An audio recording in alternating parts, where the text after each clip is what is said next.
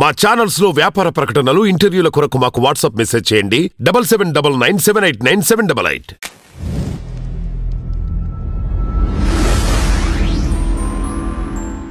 TRS బీఆర్ఎస్గా మారింది. ఎందుకు మారింది? టీఆర్ఎస్ అంటే ఏమిటి? తెలంగాణ రాష్ట్ర సమితి.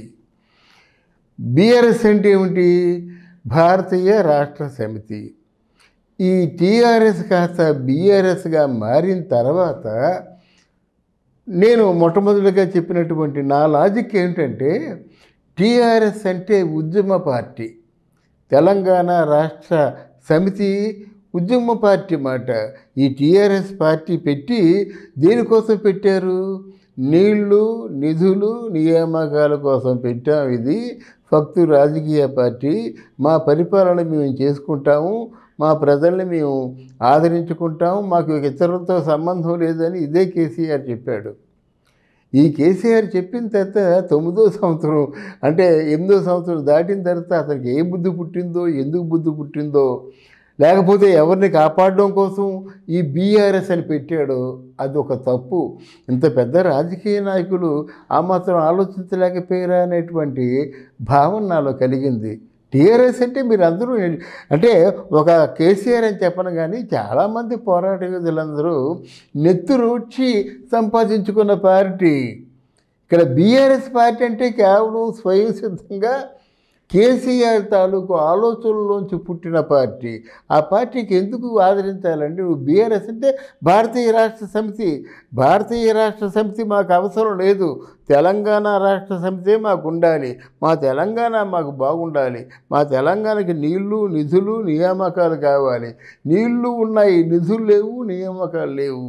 అందువలన తెలంగాణలో కొంత అసంతృప్తి ఏర్పడింది. ఆ అసంతృప్తికి కారణం కేసీఆర్.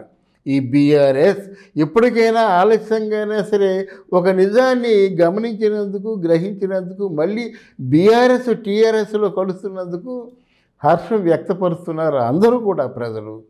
ఇకపోయినట్టయితే కేసీఆర్ మరొక తప్పిదం చేశాడు.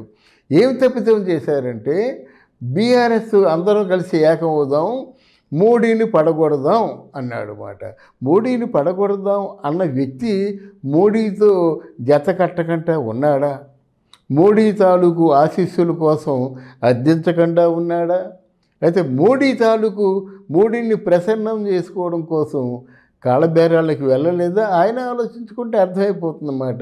బయటికి మోడీ బేడీ అంటాడు బయటికి, అది కాక లోపలేమో వాళ్ళేమో వాళ్ళకి 190 కేసులు ఉన్నాయి. అంటే ఇప్పుడంటే కేసీఆర్ మీద కేసులు ఉన్నాయి. అంతకుముందే మరి కవిత మీద 8,000 కోట్ల రూపాయలు స్కామ్ జరిగిందనేటువంటి సిబిసిఐడి చెప్పారు కదా. మరి అదిగో అరెస్ట్ చేస్తాం, అదిగో అరెస్ట్ చేస్తాం అని చెప్పేసి అని ఎన్నో పుకార్లు షికారులు చేశాయి.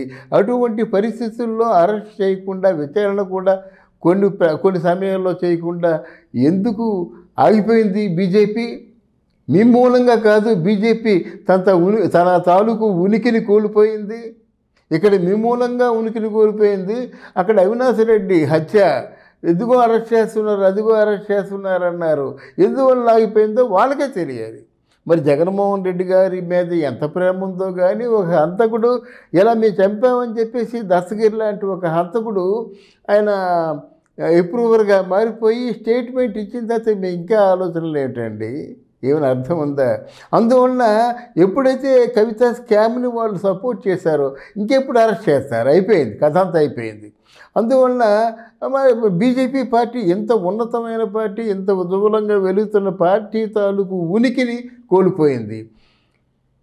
ఇంకొక తప్పిదం ఏంటంటే, కేసీఆర్ అందరూ కలిసి ఉన్నట్టయితే, అందరూ అంటే ఐకమత్యంగా ఉన్నట్టయితే, ఆయన ఉద్దేశం ఏంటంటే తాను ప్రధానమంత్రి పోటీకి సిద్ధంగా ఉన్నానన్నటువంటి స్పృహతో మాట్లాడాడు.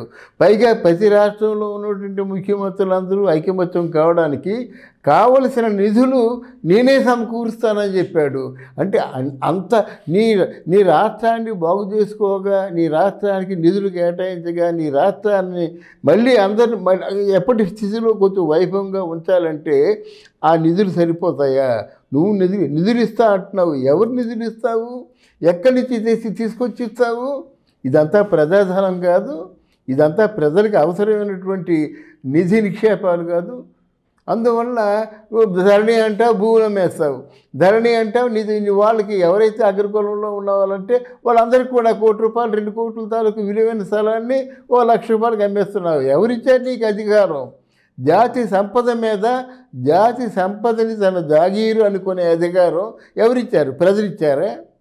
సో మీ అహంకారమే, మీ తాలూకు నిర్లక్ష్యమే మిమ్మల్ని పతనానికి దారి తీసింది. లేకపోతే తెలంగాణ పరిపాలన బాగానే ఉంది. కేటీఆర్ లాంటి యువకులు చాలా బాగా వాళ్ళ తాలూకు సామర్థ్యాన్ని నిరూపించుకున్నారు. మనం పొరపాటుగా మాట్లాడకూడదు. చాలా మంచి ఆయన మాట్లాడుతున్నా, ఆయన పనులు చేస్తున్నా, పెట్టుబడి తెస్తున్నా సరే అందరికీ ఎంతో ముచ్చటేసింది మాట. ఇదంతా కలిసి బూడిదలో పోసిన పన్నీర్ అయింది. సరే, ఎప్పటికైనా మించిపోయింది లేదు.